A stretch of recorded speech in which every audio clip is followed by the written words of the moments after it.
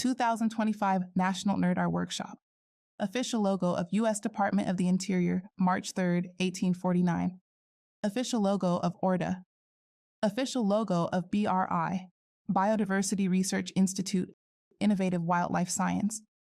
For more information about the equations discussed in this presentation, please contact Jeff Morris at jeff.morris@briwildlife.org. Anyway, our next session is PFAS trophic transfer in freshwater aquatic systems, injury determination methods for natural resources with Dr. Jeff Morris. Jeff is the senior ecotoxicologist and co-director of NRDAR Consulting, Biodiversity Research Institute. And Jeff has been supporting trustees with natural resource damage assessments for over 15 years and conducting ecotoxicology and bioremediation research for over 25 years. He's an ecotoxicologist and aquatic biologist at Biodiversity Research Institute with expertise in field and lab monitoring and bioassay, uptake and toxicological modeling, and injury determination and quantification. Jeff has a PhD in zoology and physiology. Welcome, Jeff.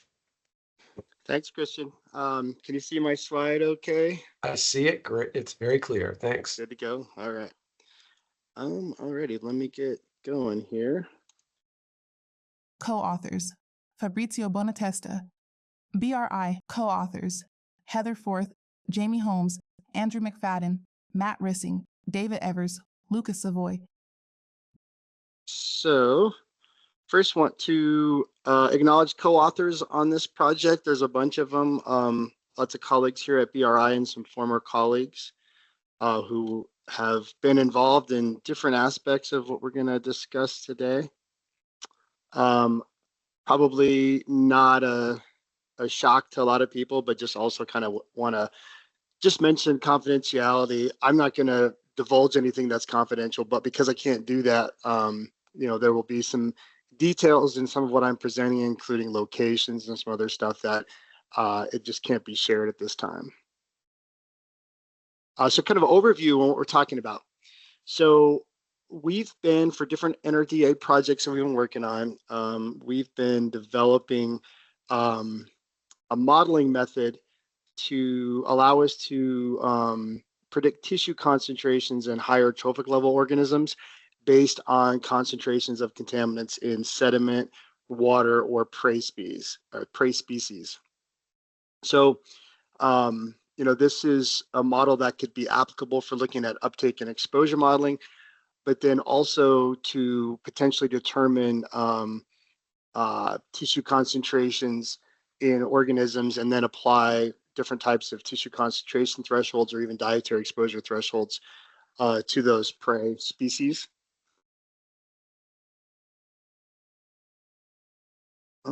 Just one second here. Jeff briefly turns his camera off. Okay, so trophic magnification, why is it important for assessing injury to natural resources? Because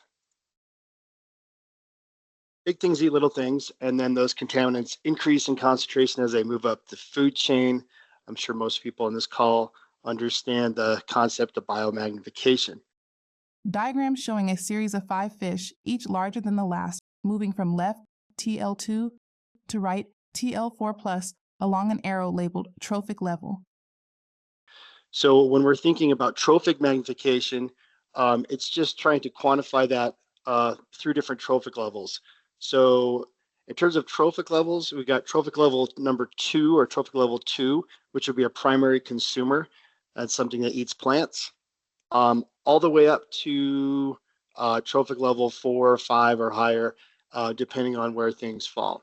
So you can kind of use this concept along with tissue chemical concentrations and do a regression. Graph showing the same 5 fish plotted along a positive sloping line.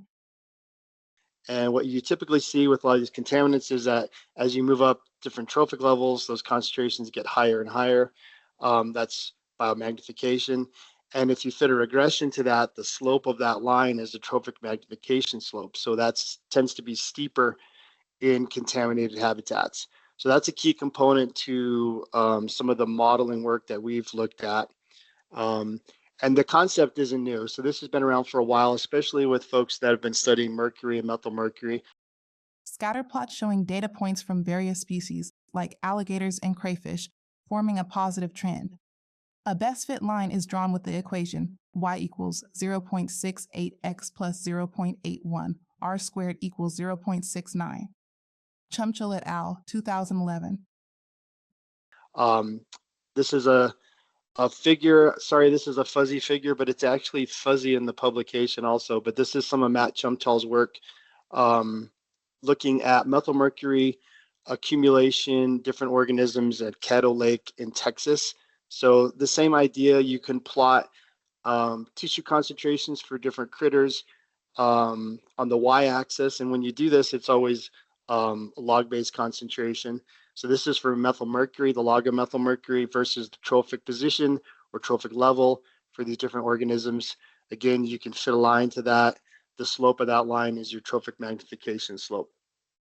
So like I said, a lot of work's been done with this in mercury, also PCBs and PFOS, which I'll be talking about here in a few slides. Graph showing a positive sloping line. Icons of a clam, a crab, and a fish are placed along the line, indicating their increasing trophic levels. Tissue concentration is a log-based 10+1 scale.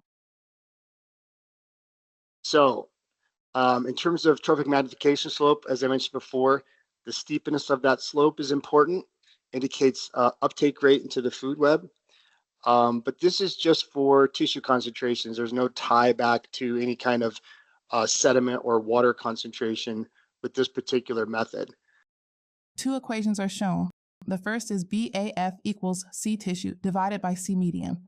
The second is BSAF equals C tissue divided by percent lipid, all divided by C sediment divided by percent TOC.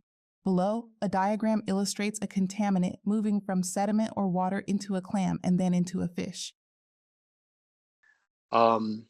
You may be familiar with something called a bioaccumulation factor, which is essentially just looking at the concentration of a contaminant in a tissue versus the concentration in the medium that they're exposed to. So it could be tissue concentrations in sediment, tissue concentrations in water.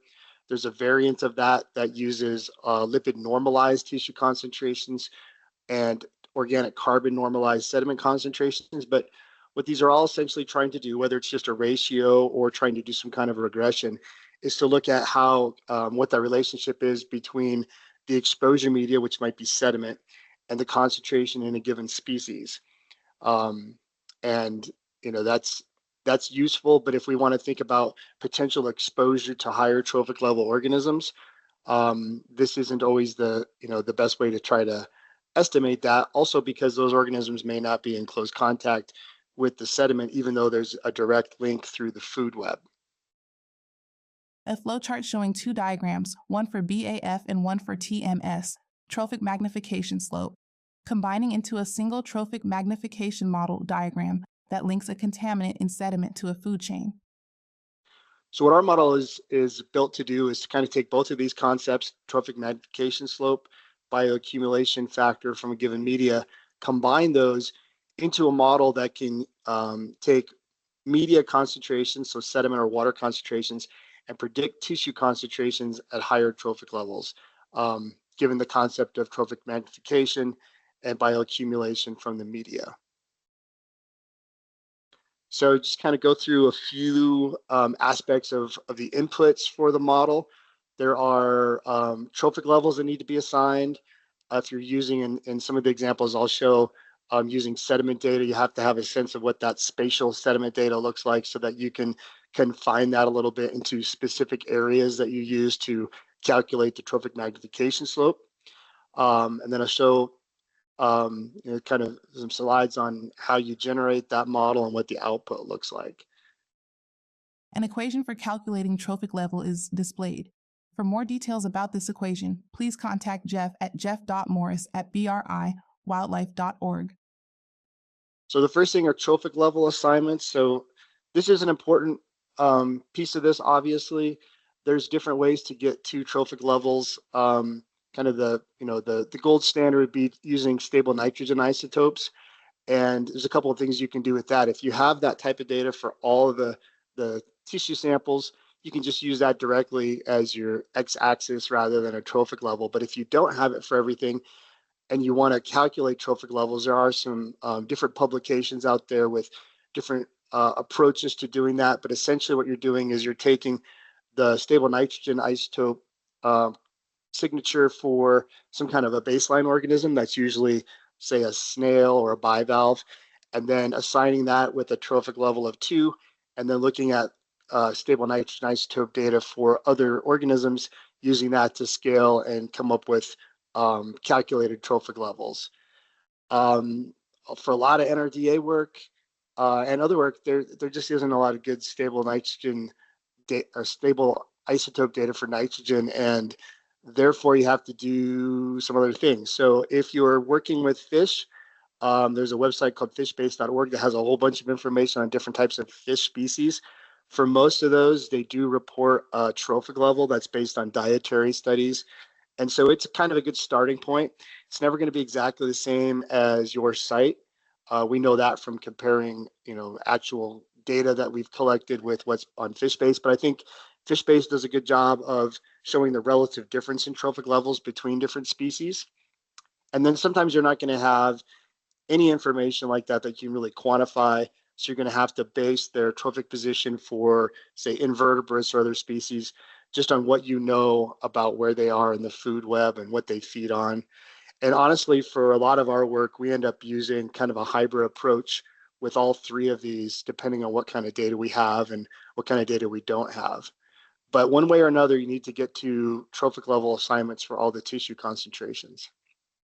Map of a waterway overlaid with a colored grid representing spatial coverage of sediment data. Then if you're using sediment, you have to know something about that spatial coverage of sediment concentration. And, we can do something where we interpolate sediment concentrations and then assign kind of a grid cell pattern. Or in an example that I'm going to show in a little bit, you can also just use a distinct lake as a study site, but you need to constrain that because you want to have sediment concentration from a given geographical area along with tissue concentrations from that area, and try to get that as small as you can, so that that what you're looking at is tissues that have been exposed to those sediments and higher level organisms that have been exposed to prey species that have been exposed to the sediments. Scatter plot showing a positive trend. The equation for a line is y equals intercept plus slope times x. So once you have that, you can pull data from a given area. So in this example, from a particular grid cell, we get a sediment concentration that we'll use a little bit later in a later step in the modeling process.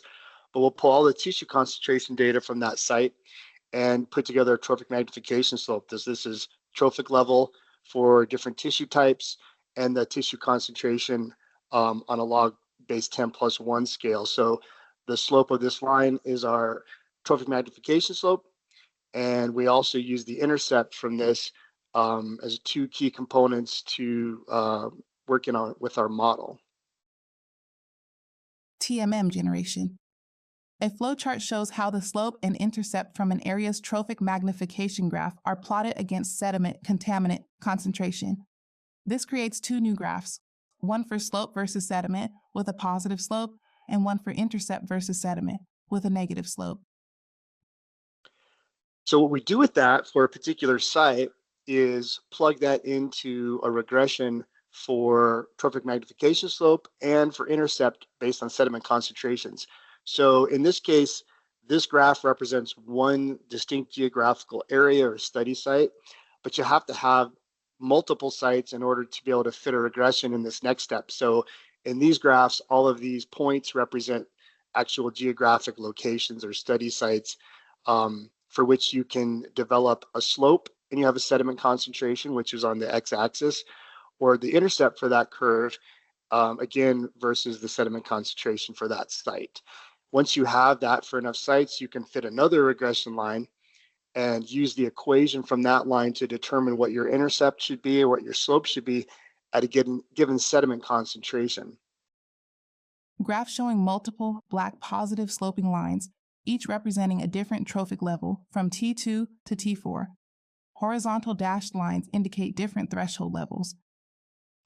So we'll walk through the steps a little bit more, but ultimately what you get out of this once you're able to get to this point is you can derive a model that will predict tissue concentrations for different trophic levels. So each of these black lines are different trophic levels, and look at tissue concentrations at different sediment concentrations using that modeling approach. So you can see for some of the higher trophic level organisms, like a trophic level 3 or 3.5, you have a steeper slope than you do for some of the lower trophic level organisms. So that biomagnification is showing up there.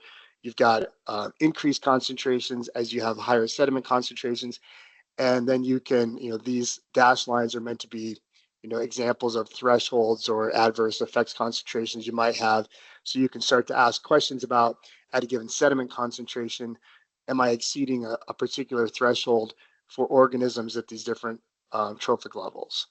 And begin starting to think about injury determination and quantification using that type of an approach.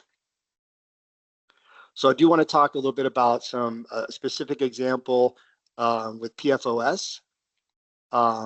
And this is for a large area study that we did over the course of a couple of years in northeastern US.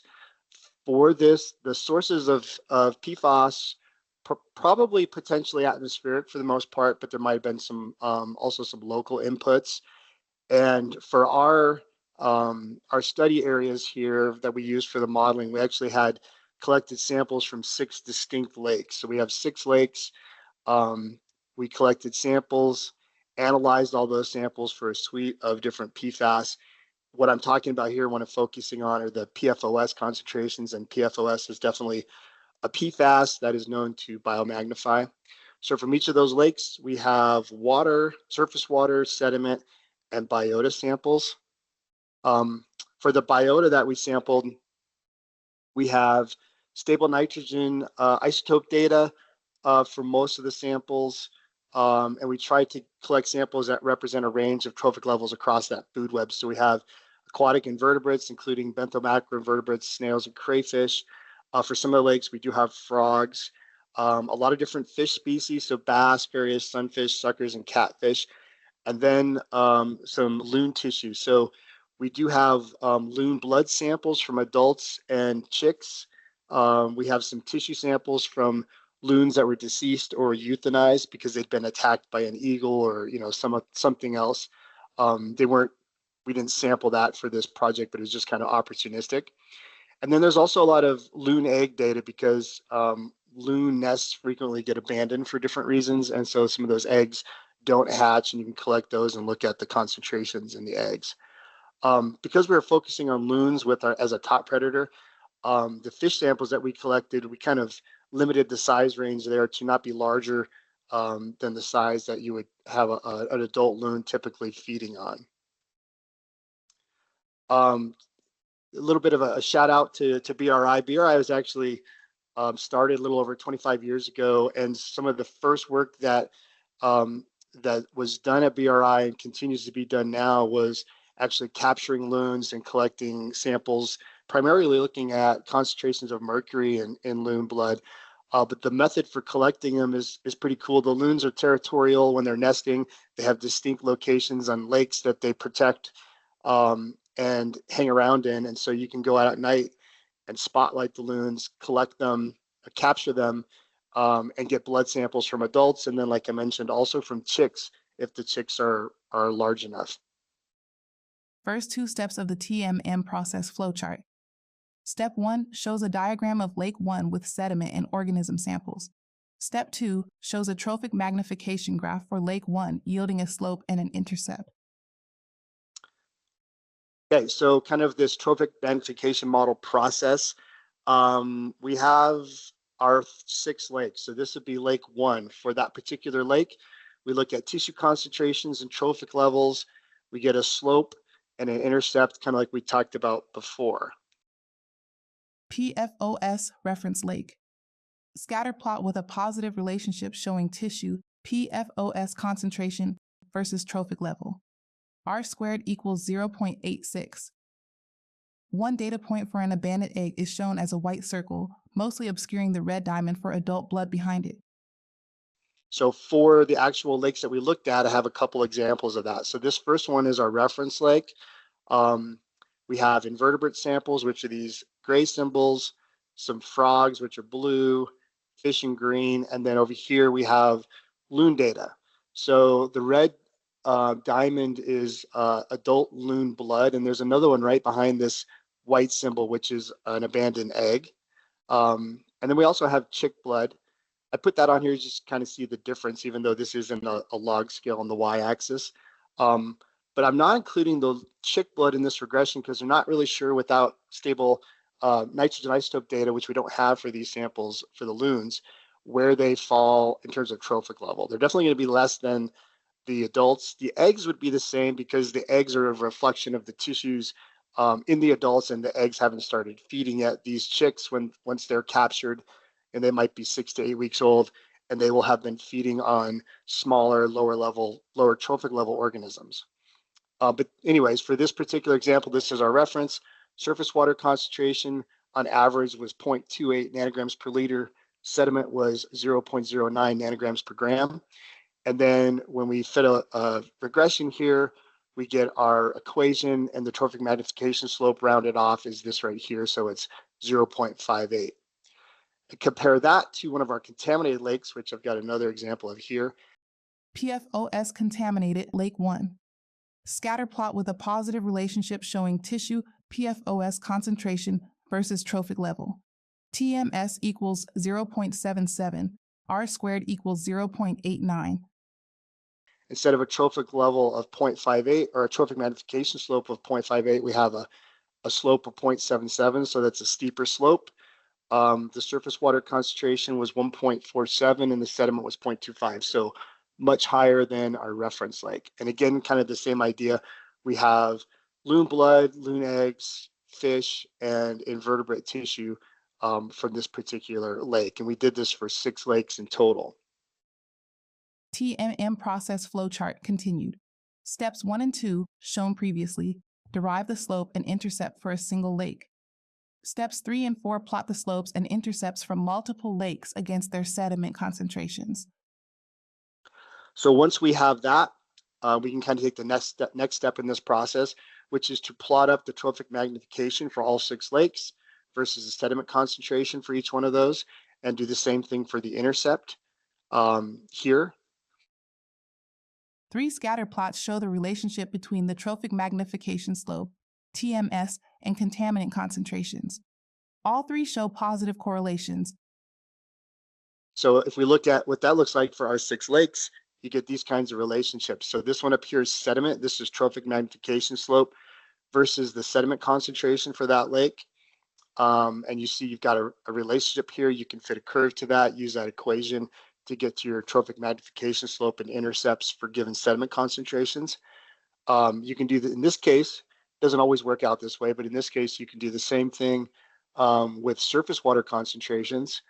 And then also just to kind of show folks how it looks, I also plotted a trophic magnification slope versus the concentrations in the fish species. This would be average for the fish species that was collected. So in this case, we've got some options. We typically use sediment and or surface water to build a model, but you can kind of see that you've got some relationships here that allow you to predict trophic magnification slope based on concentrations in sediment water or prey species. TMM process flowchart continued. From the TMS versus sediment graph, a TMS t-value is calculated. From the intercept versus sediment graph, an intercept t-value is calculated. TMS-T and intercept-T produce a line graph with a positive slope, plotting trophic level against tissue concentration. For more details about these equations, please contact Jeff at jeff.morris@briwildlife.org. So in the next step in this process, then you can choose a target sediment concentration that you want to model, use the equations for the trophic magnification slope here and the intercept here, plug in your sediment concentration, And that allows you to predict what that trophic magnification slope is going to look like at a given sediment concentration. So, and I know there's a lot of subscripts and math here, but the end goal here with the modeling is to get a tissue concentration for a given trophic level. And this graph here would represent what that relationship looks like at a given sediment concentration. So you can then take that and look at different sediment concentrations and start to build something that looks like this, which we looked at the previous slide, that gives you a sense of what the concentrations at different trophic levels would be for that given contaminant. And then again, start to overlay different thresholds, whether those are tissue thresholds or maybe dietary thresholds for lower level organisms that might be prey species. But look at sediment concentrations. You could do the same thing in this case from what we've just been discussing for surface water concentrations, and I'll use those to predict what those concentrations look like in the higher trophic level organisms. So last slide here, just to kind of wrap up. You know, we've used this approach, and it does seem to work well for trying to predict tissue concentrations across a continuum of trophic levels at given sediment concentrations. If you have good relationships like we have with this PFOS data, you can also look at those concentrations compared to predict tissue concentrations given certain surface water concentrations, and then compare those to thresholds and different adverse effects levels. And in terms of using this for assessment, it's a good tool when you have incomplete data, because you may know that there are certain organisms that are in a particular habitat that you don't have data for, but if you know what their trophic level is or can predict their trophic level, then you can use a model like this to predict what those concentrations would be in those organisms. And that's very important when you're thinking about higher trophic level organisms that may be difficult to collect. It's usually easier to get a water or sediment sample, or maybe collect some small fish rather than trying to go out and do collections of top level predators. And then the last thing is you can use this model to predict what the tissue concentrations will look like in the prey species for those predators, and start to, you know, think about potential effects from that aspect as well, which for you know, any kind of assessment ends up potentially being a pretty important piece of that for determination of injury and potentially for quantification too. So let's see, I don't want to go too far over on time, but I think that is all I've got here. Thanks for your attention, and I'd be happy to answer questions if we have some more time. Jeff's email address is jeff.morris@briwildlife.org. Thank you, Jeff. We have about 1 minute. Is there anyone who had a really quick question for Jeff?